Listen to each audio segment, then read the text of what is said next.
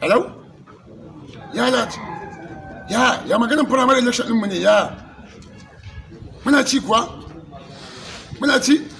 Masha Allah, in Allah da mu za mu lashe zaben nan. In Allah da Bola Ahmed Tinubu shi zai lashe zaben nan in Allah yadda. In Allah yadda. Mu ne daga inuwa kai.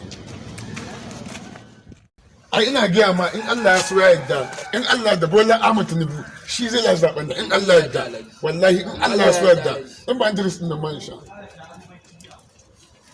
ga Alhaji Ibrahim zuwa ma ga Alhaji Ibrahim zuwa Allah da alheri ne zuwan shi alheri ne bari yanzu mun gama ana ba mu da wasa ne nagode ai Bola Ahmed Tinubu na'am mun riga mun mika mai a karan jamu mu je kawai nagode alhamdulillah yau ko zan cika alƙawari da dauka na bai ba ai cewa ne in dai Bola Ahmed Tinubu ya ci primary election sai na zuba ruwa kasa na sha wallahi iko ka samu ruwa kasa haka ba ka cika kasa samu a kasa alƙawari da dauka gaskiya gwara ka cika alƙawarin da no